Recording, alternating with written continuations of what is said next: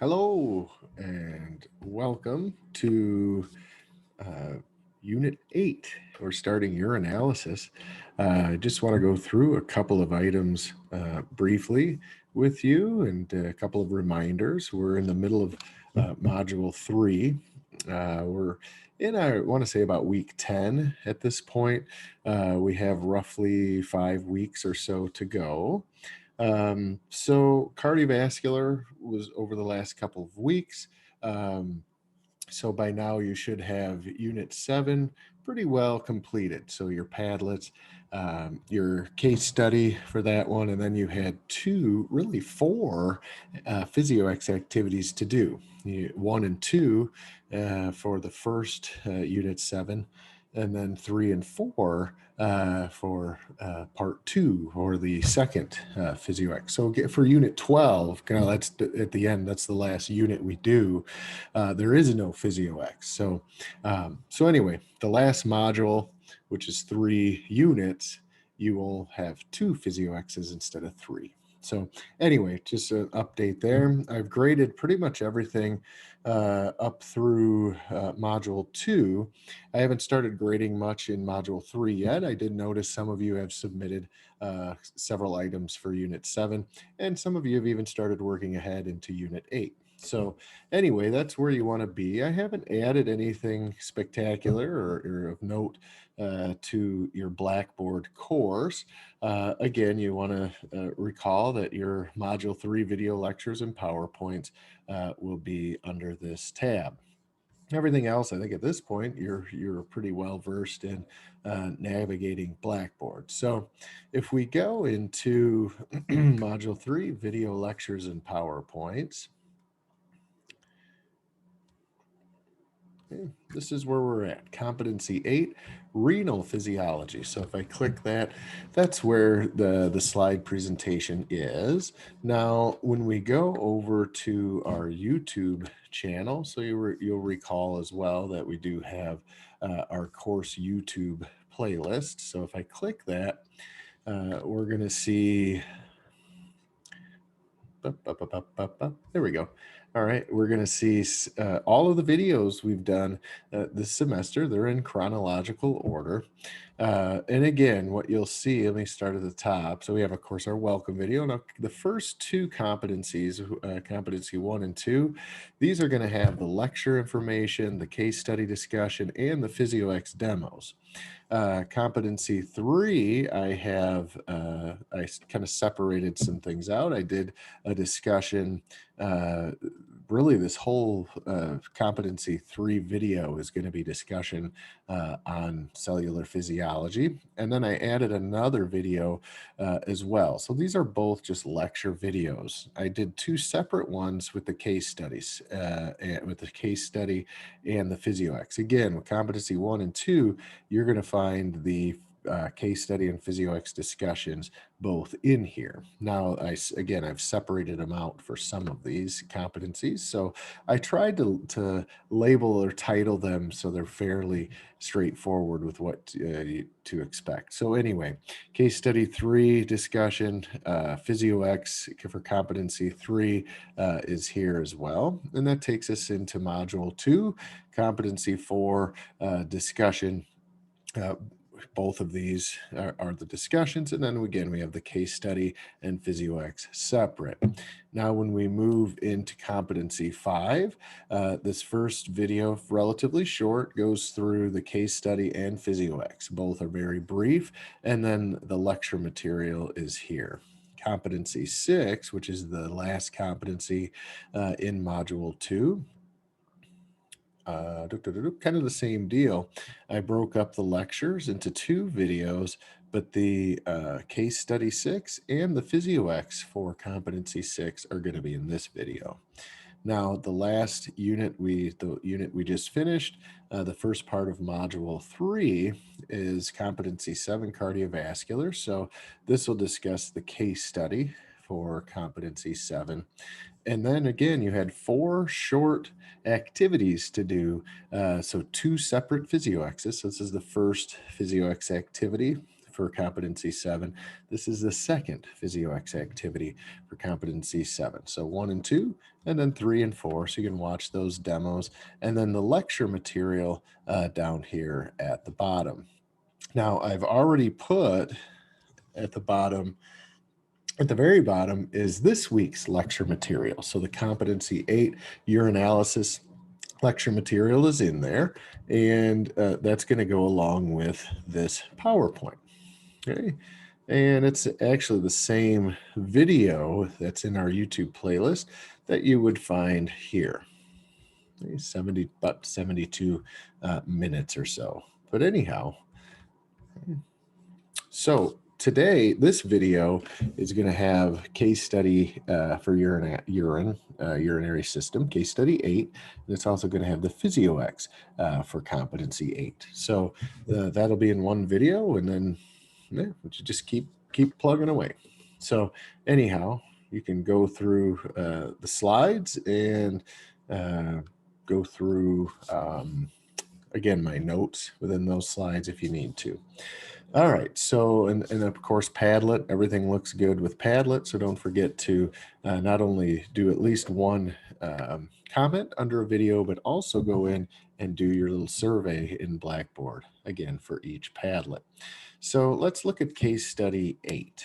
Okay, we're going to peruse case study 8 for just a few minutes. I think most of what's in case study 8, there we go. Most of what's in case study 8, I think, is pretty straightforward. And this case study is good. Well, they're all good, but this one's a little bit more common, and one that maybe a lot of us don't really think about too much on a daily basis regarding ingestion of Tums and other antacids that are just over the counter. So what we have, we've got mom/grandma not feeling well. She's 83 years old, disoriented, lethargic, vomiting, upset stomach, no fever or anything like that. She does appear to be dehydrated, so that'll pop up. So we're doing a kidney one, so you can assume that we're probably going to be dealing with hydration and water balance. Okay, so anyway, concerned about kidney function. I don't understand. Well, she might be having problems, her brain and nerves responding to changes going on in the kidney. So again, we know that the nervous system regulates and communicates with all of the other organ systems in the body. And of course, one thing with urinalysis, with the urinary system, we do see primarily water and electrolyte, as well as some pH maintenance with that system. So anyway, pretty non-invasive, right, to do a urinalysis. We're also going to do a blood draw. We can gather a couple of items regarding Mrs. Burroughs. So anyway, it has grandma's tests results over here. And again, these numbers may look completely foreign or normal, abnormal, we don't know. So we do have the normal values down at the bottom. Now there are a couple of items, so you're going to kind of compare and contrast these two tables and then answer these first couple questions. I do want to mention, let me pull that up just a hair. Oops. Okay, so that print thing keeps coming down. There we go. So serum creatinine, creatinine is a waste product. It's a protein waste product, a metabolic waste, nitrogenous waste, which is probably one of the big items I would say that the kidneys do, is eliminate nitrogenous waste. And again, what that means is, whenever there's protein synthesis going on inside of our cells, right, the ribosomes, the rough endoplasmic reticulum, whenever we're doing any protein synthesis, there, of course, is going to be some waste product left over. And creatine, not creatinine, but creatine in the protein in muscle cells specifically, that one of the byproducts of metabolizing or synthesizing creatine is creatinine. So the kidneys one of their main goals is to help you to eliminate creatinine. So generally, if we look at the normal values, serum creatinine means that they're looking at our blood, or not our blood, looking at grandma's blood. So the creatinine in the serum normally should only be a half to 1.5 or so milligrams per deciliter. So that's not very much. We come up and look at grandma's, and we see it's 8.3. So she's well out of the range. She has way too much creatinine in her blood, in her plasma. What this tells us is the kidneys are not eliminating it. So it could be the kidneys aren't functioning. So the nephrons or the glomerular apparatus just were unable to get that creatinine out. So I don't know. So this is we'll find out later. So anyway, that's a big red flag. All right. We look at blood urea nitrogen levels. Again, usually we do the BUN and serum creatinine together. They're kind of part and parcel. But we see blood urea nitrogen. Again, the kidneys get rid of nitrogenous waste. So urea is a nitrogenous waste. Well, there's normally 7 to 20 milligrams per deciliter of urea or in the blood or in the plasma. With grandma, we've got 55. So we're 3-4 times what we should be. Again, if there's so we have 2 nitrogenous wastes that are in excess in the plasma. So that's an indicator that the kidneys have some issues. So anyway, there's some other items on here. We see sodium and potassium levels up top. We look down, we see sodium's a little low. Potassium appears to also be a little bit low. This serum bicarbonate is something you also want to look at. Now at the bottom, you're going to see HCO3. So down here, this HCO3, that's the bicarbonate that they're talking about. So we see grandma's is greater than 40 milliequivalents per liter. We did venous bicarbonate, which is the same in the arterial, should be 19 to 25. So she is in excess of bicarbonate ion, and bicarbonate is a buffer.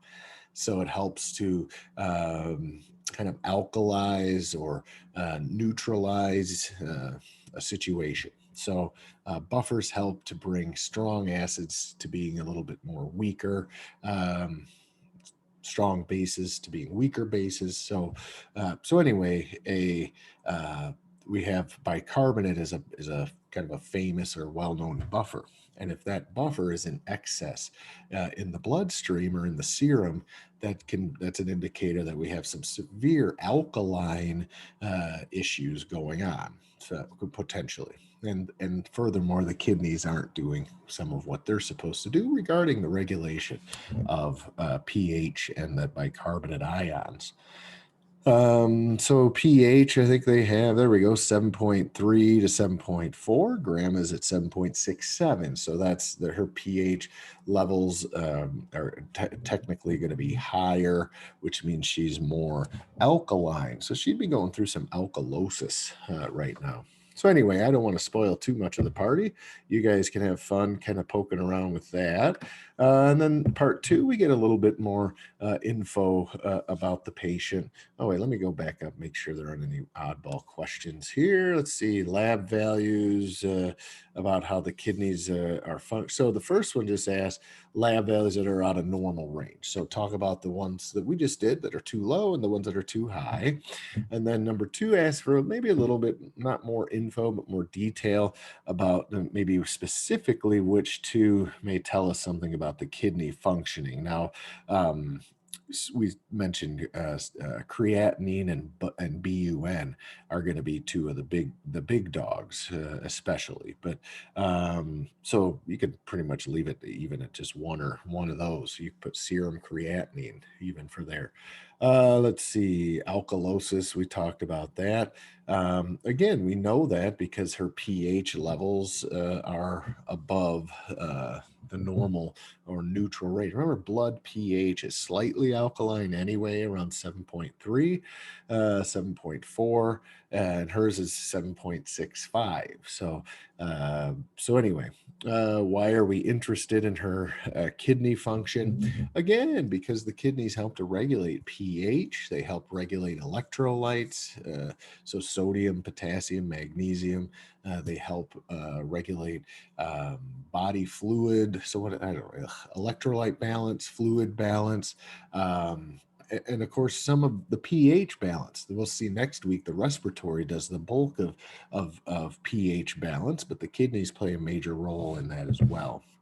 So anyway, what else do you think we need to know about Mrs. Burroughs? So I think it'd be safe to say that we need to know maybe a little bit more about, maybe medical history, diet, physical activity, her lifestyle, over-the-counter medications, prescription, or anything she's putting in her mouth. Basically, it'd be nice to know that, and any kind of family history too.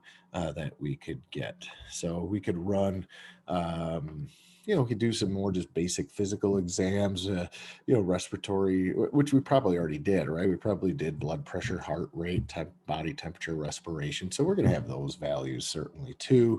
We may even want to do some sort of mental health assessment potentially, because even a short-term imbalance especially with the kidneys, fluid, electrolytes, glucose imbalances, that can really affect cognition and behavior. So we could get everything straightened out, but there could still be some lingering effects. So we definitely want to make sure that we're keeping an eye on the mental health as well. So anyway, part 2 just goes into a little bit more detail. We start to dig around in her purse, essentially, and find that she's got she's got a thiazide in there, which is kind of like a pea pill. The old folks call it. Let's see, her water pill. Let's see what. Oh man, we find a bunch of Tums and Alka-Seltzer. So we got some antacids going on. So you see that CO3. So that's that bicarbonate level. And again, going back up to the beginning, we saw that HCO3 levels were high. This could help to explain that potentially. So anyway, let's see. So anyway, you can read through that. Again, I don't want to spoil too much of the fun or too much of the party for you. So should you and the family be concerned about anything that she's taking that is not prescription? So again, nowadays, over-the-counter drugs are big. Usually they're a little lower dosage oftentimes than what you'd get for prescription. So folks will just take more of them. So like ibuprofen or naproxen, sodiumate, which is a Aleve. You can get bigger milligrams or larger amounts or dosages with a prescription of some of these, but you can still get them over the counter. Same holds true with Allegra and Prilosec. And so, some of your allergy meds and certainly your acid reflux meds. So anyway, so there could be some interaction certainly among some of what she's taking. So I think it's good. We definitely need to know what grandma's taking, and not just the prescriptions, but these over-the-counters. And again, I think most of that kind of goes without saying, but it's just again a reminder, because you guys are going to be on the front lines doing a lot of the intake stuff, and what grandma or even a family member may think is no big deal, which we kind of see here in this case study. She's been taking Tums her whole life. She was told that they help build calcium in bones, and so stuff like that. So don't. We want to know as much as we can. So again, just because they may not think it's important doesn't mean it isn't. So anyway, that's kind of your job. Dig out as much info as you can from your patients. Okay. So could any of her problems, so why she's there at the ED, be related to her over the counters or her prescriptions? I mean, we have a little bit of a story going here. We know that Tums has calcium, and her values did show an increase in blood calcium levels. We saw that she's been taking Tums and Alka-Seltzer, which neutralize stomach acid, the ads claim. But they're basically salts. They're metal salts, very basic compounds. And again, we did see that carbonate in there, that CO3. So that's an indicator, again, that we're dealing with some sort of buffer. And that's going to potentially cause, I mean, it's called an antacid. It means anti-acid. So anyway, and we saw her increased levels of serum HCO3, increased serum pH. So, and then she is also on HCTZ, the thiazide, that decreases sodium reabsorption back into the bloodstream when we're in the kidneys. We reabsorb sodium. Water chases sodium around. So if we reabsorb sodium from the kidneys, tubules back into the bloodstream, water will leave the tubules and go into the bloodstream as well. The opposite effect can happen if we initiate sodium loss, so we stop or slow sodium reabsorption. That means that we're going to get sodium lost in the urine. And remember, water always follows sodium to dilute it. So water loss will also occur. So we'd maybe see more frequent urination, that type of thing. So anyway, these thiazides oftentimes decrease sodium reabsorption in the tubules, and then that results again in a loss of water in the urine. Then what that does is it decreases plasma volume, because remember, plasma is primarily water. Like 95%, 92% of plasma is water. So if I'm losing water, my plasma concentration is going to go down in my bloodstream, and that can affect certainly blood pressure. So blood pressure will go down. Okay. So anyway, so she's on all kinds of kidney grabbers, and most medications do have an effect on kidney behavior, whether it's hyper reabsorption of something or hypo reabsorption, whether it's hypersecretion or hyposecretion. So anyhow, let's see. Now what do we look at? Oh, PTH. So it basically just asks, what is PTH? You saw parathyroid hormone a couple of case studies ago. We know that we didn't get too deep into it, but you did get into the thyroid, and I think you bumped into the PTH or the PT, the parathyroid, and its hormones a little bit.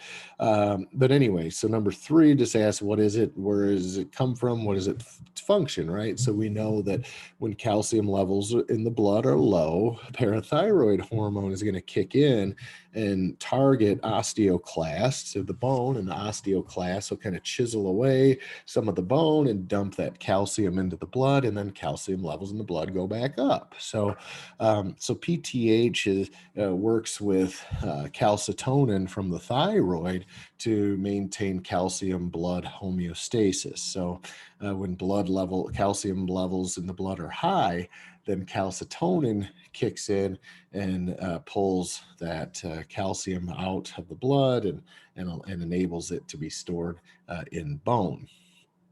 So anyway, so a little explanation of PTH. Why does the physician want to know about her grandma's? Why does the physician want to know about these levels?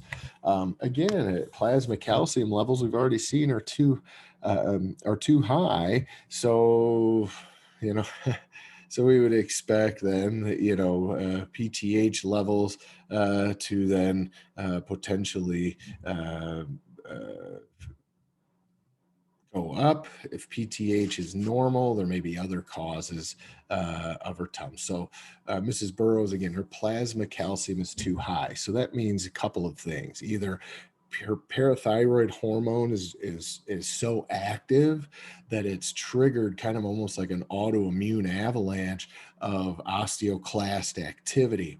And so we're just dumping calcium into the bloodstream nonstop. So or we have an issue where there's zero PTH, it's non-existent, so those blood calcium levels just remain high, because again, PTH is supposed to help with kind of bringing those so anyway, we could have a calcitonin PTH imbalance is what we're wondering. So again, if we have low calcium levels in the blood, PTH is going to get triggered and cause osteoclast to dump calcium into the bloodstream.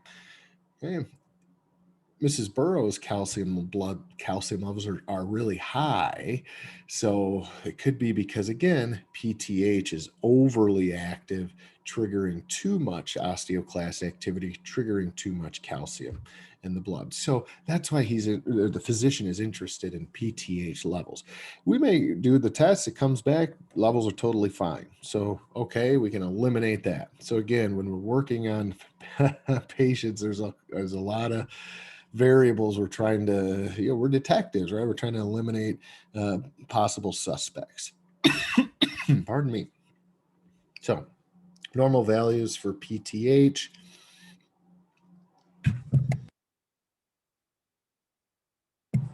are around 11 to 54. So anyway, you can find that, you just type in normal levels of PTH in Google, you should be able to find that. All right. So anyway, it goes on to discuss some, her PTH levels. Okay.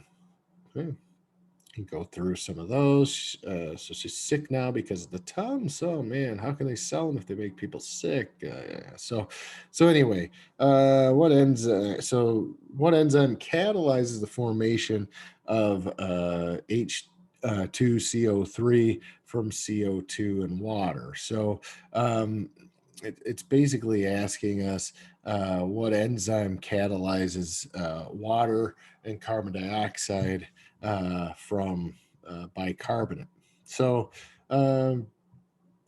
whenever we see a couple of things, we see carbon, right, CO2, and we see water being used for, in essence, kind of like a dehydration type of situation. So the enzyme that we see with this is called carbonic anhydrase, and we looked at this briefly, I want to say in the blood, we did in cardiovascular section.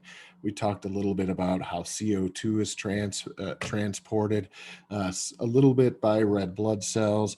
A lot of it gets converted, and again, we see carbonic anhydrase is the primary enzyme that's going to catalyze the formation of bicarbonate ion from water and carbon dioxide. So carbon dioxide and water are byproducts or waste products of cellular respiration. Okay? And from that, the body, so remember, carbon dioxide is a waste product of cellular respiration. So is water, right? So anyway, we add a little carbonic anhydrase.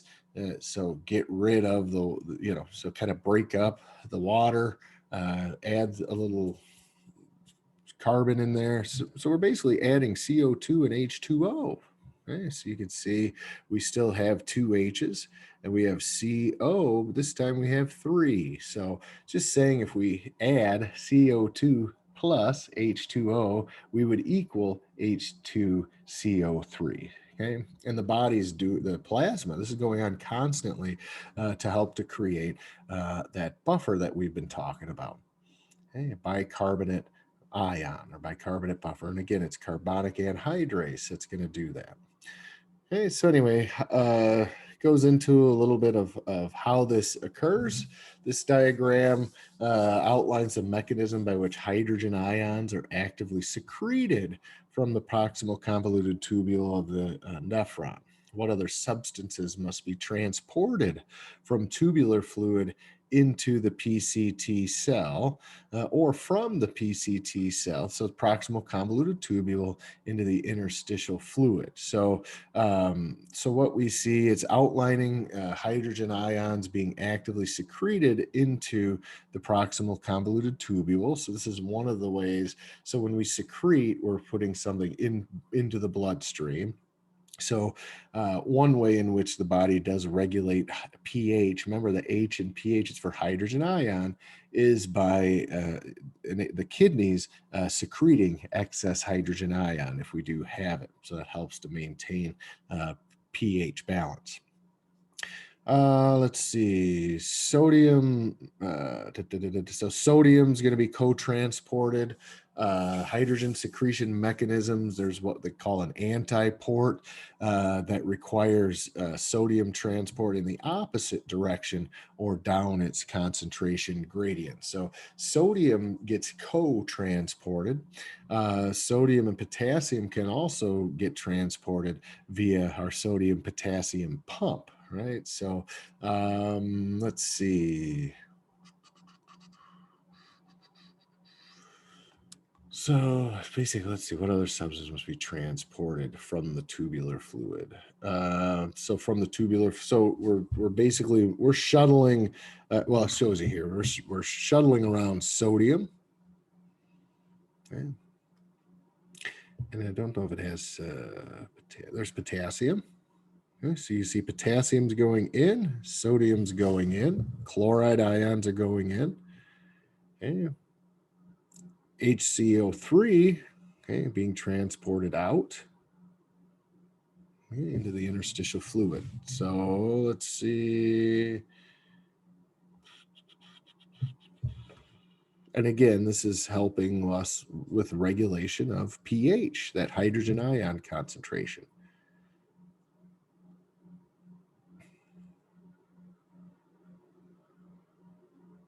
All right, what would happen to the amount of hydrogen ions secreted into the renal tubule if the activity of sodium potassium ATPase was increased? Are there diseases or other conditions? So aldosterone activity, aldosterone, remember, has to do with sodium reabsorption. So if the ATPase is increased, sodium potassium pump so aldosterone activity will increase sodium potassium pump activity. The aldosterone activity can be increased if the glomerular filtration rate gets decreased, which is kind of what we're seeing here. Decreased blood pressure is a potential disease or condition that might enhance the activity of the sodium potassium pump. Remember, sodium, it has to be pumped against its concentration gradient. So we would see that sodium potassium pump. Here we go, right over here. That's what this green is: 3 sodiums out, 2 potassiums in. So anyhow, if we have an increase in aldosterone activity, that means the body wants to retain water. It wants to retain sodium. So if this is the case, then sodium potassium pump is going to go up as aldosterone activity goes up. Okay, so let's see.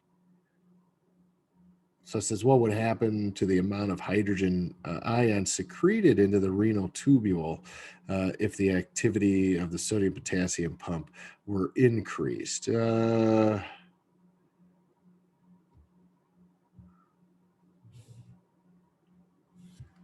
So I don't know if I really answered that. I think I was kind of babbling about aldosterone because that's going to get kicked in. If sodium potassium pump activity is increasing, that means aldosterone has probably told it to do that. So I think that's where I was going. Anyway, kind of lost my train of thought. So let's see. So the amount of hydrogen ion secreted into the renal tubule activity is also going to increase. So we would see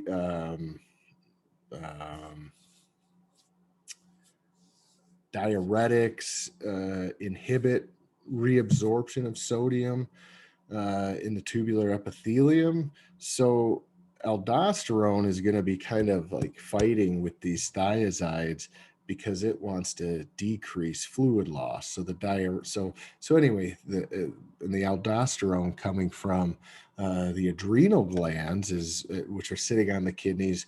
This teeter-totter effect by too many diuretics, like she's been using her water pills, could again be, because water pills inhibit reabsorption of sodium. They promote secretion and elimination of sodium and thus elimination of water. So that's going to trigger the aldosterone to say, wait, well, no, we want to keep it. We want to keep it. So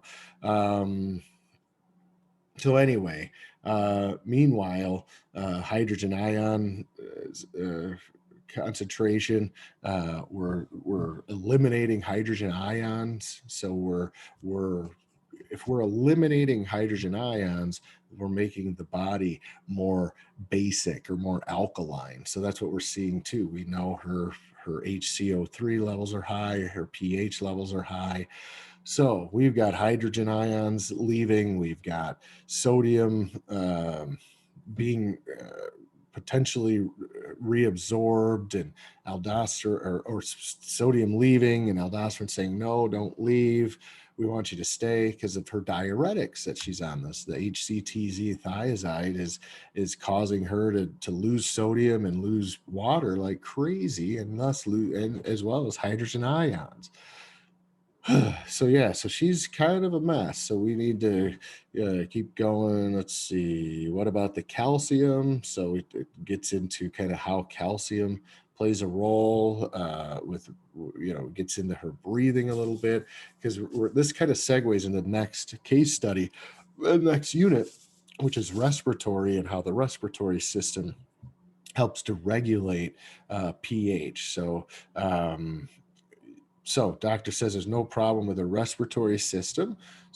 So which is good, because what the respiratory system is compensating for her metabolic alkalosis by decreasing respiration. So we want her to retain a little more carbon dioxide. We want her body to be a little more acidic, because it'll bring the alkaline back closer to neutral. So she's got slowed respiration. So the doctor says no problem with her respiratory system. Again, she's going to have maybe slower respirations, allowing CO2 to build up, allowing more bicarbonate ion, and thus more hydrogen ion, because bicarbonate, that H2CO3, is going to dissociate into hydrogen ions and HCO3.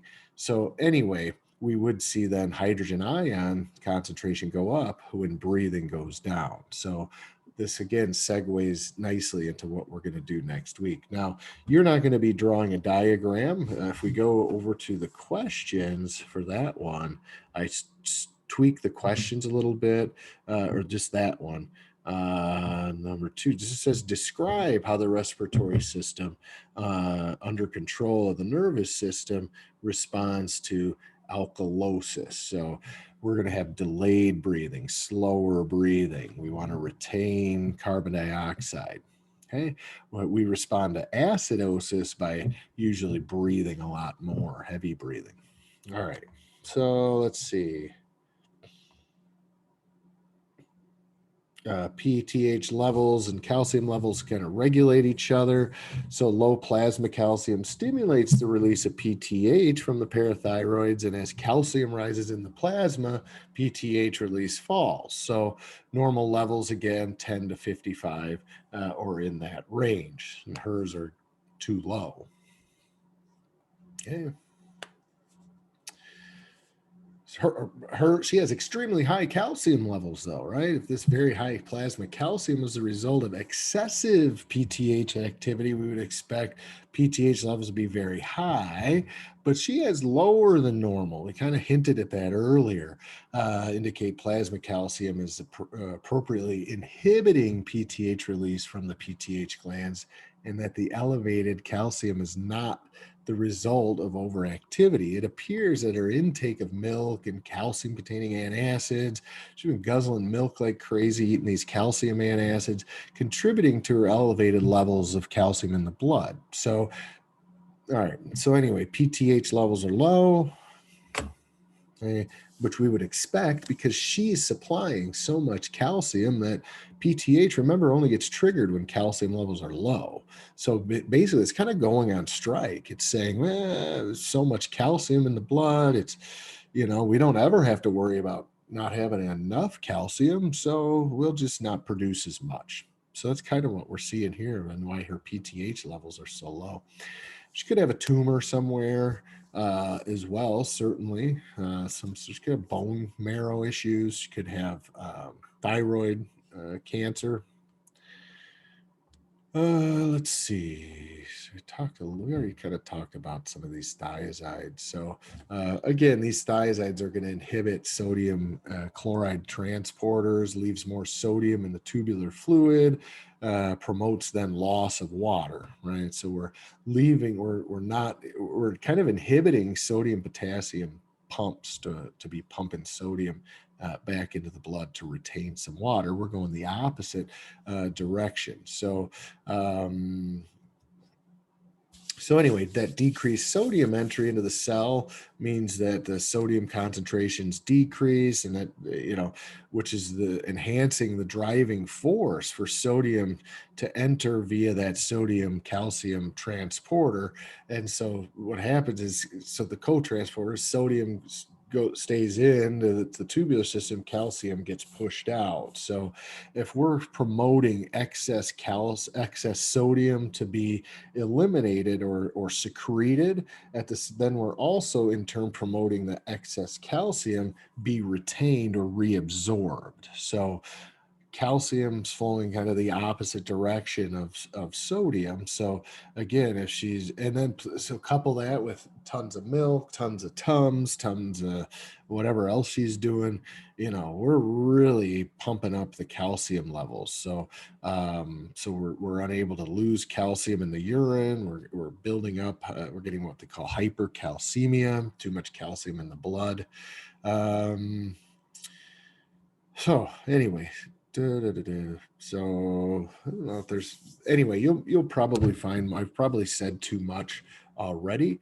I do want you to have to certainly come to some conclusions on your own, or with the help of whatever tools you need. But this is I wouldn't say it's a tough one, but it's a little bit complex. So there are some complexities with this particular case study and that I wanted to go through. So hopefully that clears a few things up. Now, when we move on into our PhysioEx lab, we are going to go all the way down to exercise 9, activity 1, renal system physiology, activity 1. And again, you can do as many as you want. You can get up to 10 points extra credit. A couple of things I want to mention too. If you are ever having issues opening up one of these activities or something freezes up on you, first, try a different browser. I know I was having issues just a couple weeks ago and in Chrome, and I opened up PhysioEx in Internet Explorer and it worked just fine. So anyhow, activity 1, effective arterial radius on glomerular filtration. So one thing that you'll recall when you're reviewing your kidney anatomy, especially the anatomy of that nephron, is again, we do see an afferent arteriole coming in and forming that glomerular capillary network. And at the same time, we have an efferent arteriole that leaves. And this little unit is called the glomerulus, the little capillary unit.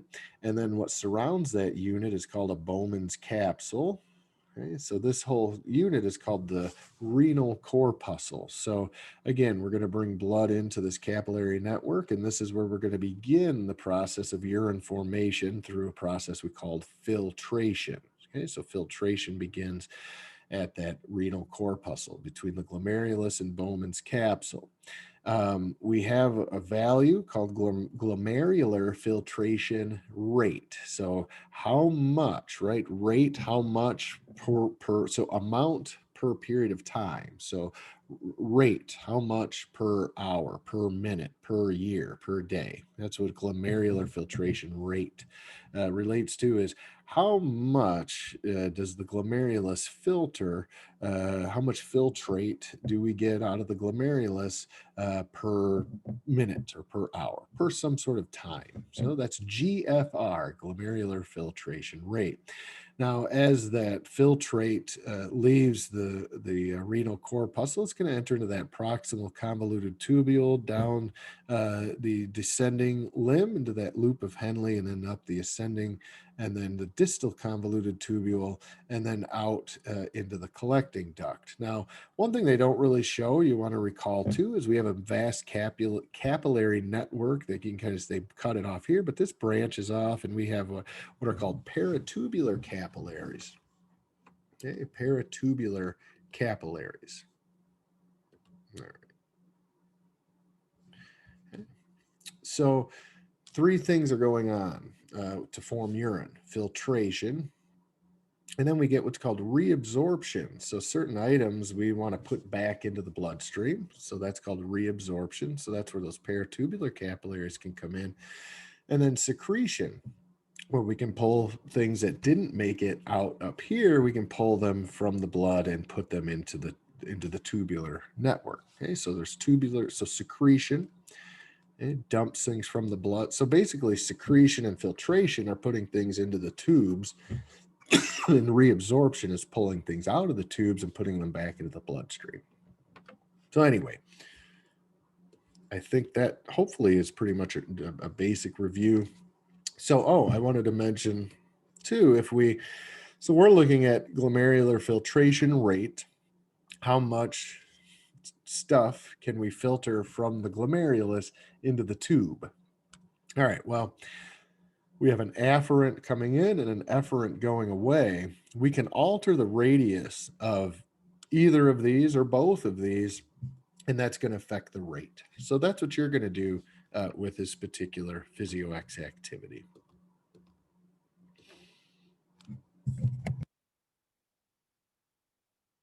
Pardon me. All right. So anyhow, you've got a few questions you can kind of answer and go through. Again, I only grade the end of activity review questions. So, and I always put the Word doc in there in Blackboard, so you can always just type into that Word doc and submit that if you're having issues with doing it in here. So I'm not going to go through this entire lab. I just want to go through just a couple of basics with you so you can kind of see what's going on. But it tells us to change the afferent. So note the default values for afferent. Remember, afferent's going into the glomerulus. So it wants us to bump that radius up to 0.5. And then it wants us to change the efferent. That's the radius of the tube that's leaving the capillary. So we're a little larger in radius, not much, going into, so this would be the glomerulus. So we go into the glomerulus, afferent. We leave the glomerulus through the efferent. Okay, and then this is the Bowman's capsule. And so we're going to measure glomerular filtration rate. We'll also look at the blood pressure, the capillary pressure in this area as well. So it wants us to set, so 92. So you want to set your basic kind of set point at 90 millimeters of mercury of pressure coming in. These are going to be constant, at least at the beginning, and then you're going to basically be altering these values. So the first several, that's how you change those, and then you click start. And I want to remind you, it takes a couple of seconds, and then remember, you always want to hit that record data after each little run that you do. And you'll know the run is over. There goes the rest of the blood. Okay, so blood's coming in, the afferent going into the glomerulus through the efferent. Okay. So we want to hit record data. So we got 200 milliliters. we were able to filter 125-ish milliliters per minute. And the pressure coming in was at about 55 millimeters of mercury. Okay, so it's 90 coming in and 55 as we get into here, right? Because we're getting smaller and smaller diameter, so pressure, so we do see a change in pressure. So now, and again, so we're going to refill. Next. Click refill. That's what we just did. Okay, we're going to hit next. And it's just asking some questions. I'm not, I don't want to spoil the fun for you, so you can read through those. Now we're going to decrease the radius of the afferent to 0.45. So we just pop that down. Now we're going to have equal radius going in as coming out. So if we decrease the radius going in, are we going to see an increase or decrease in pressure? Are we going to see an increase or decrease in filtration rate? So that's what basically what we're keeping an eye on is changes in these three numbers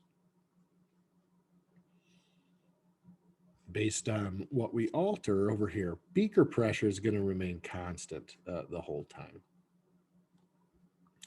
Okay, so we record data. We can see urine volume decrease a little bit. So glomerular filtration rate decrease, pressure decrease. So which makes sense. We decrease the radius. So less blood is naturally then going to be coming in. So equal amount coming in, equal amount leaving regarding the radii of these two tubes. Okay, so anyway, higher radius of the afferent means more blood can come right in and start getting filtered. So we do see that increase in filtration rate. Okay. And then we hit refill. Next. It's changing that. Refill.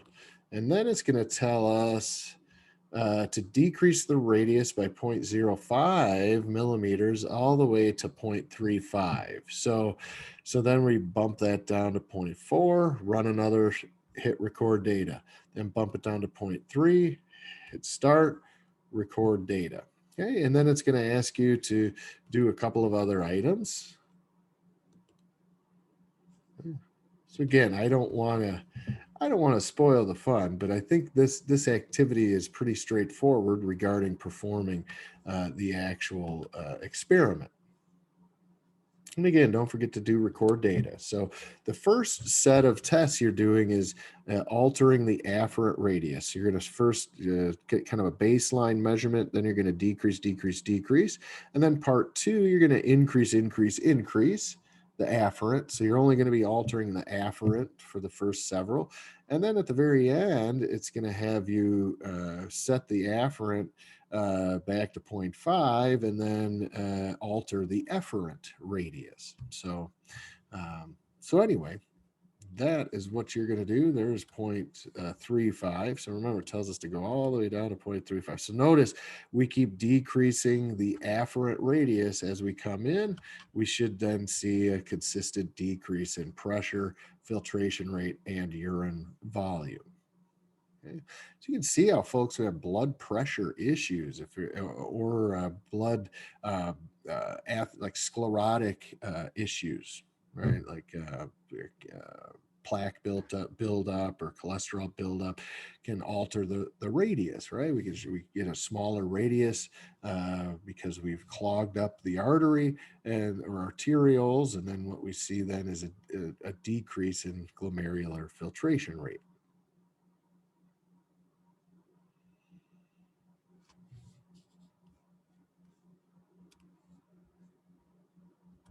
Okay, record data. Just keep, oops. There we go. So we've got our 0.5, 0.45, 0.4, 0.35. Okay, all the way down. And again, we continue to see that steady decrease. Now, I'm going to leave it at that. You guys certainly, well, I'm not going to, I'm just going to click some, again, I don't even want to show you what the question is. So we're just going to do that. Okay, and then hit next. Click record data. We already did that up. We do need to click refill, which we just did. And now we're going to increase the radius of the afferent all the way up to 0.6. So we're going to go make it really large. So that's going to then kind of equate to, so we should see that. So now we're going the opposite direction. So we should see ideally then urine volume increase, glomerular filtration rate increase, et cetera, and so forth. So I'm going to leave it at that. You guys have a great day. If you do have questions about anything, PhysioEx, um, case studies, just please shoot me an email. If you need to Zoom, we can make time to do that as well. But as this one kind of finishes out, again, we just altered the afferent pathway, and then part 2 of this activity, you're gonna be altering then the efferent radius. So I'll leave that to for you to do. And then again, of course, as with everything at the very end, you're going to do the review questions, and you can either submit the PDF of the whole experiment, or you can put them into a Word document. But that's it for Unit 8. Have a great week, and I'll see you next week when we get into continue kind of with cardiovascular, blood, and that. But we're going to get into then the respiratory part of things and how we kind of not just the basics of breathing and some of these volumes, but what's going on with pH values and how we maintain proper pH. Have a great week.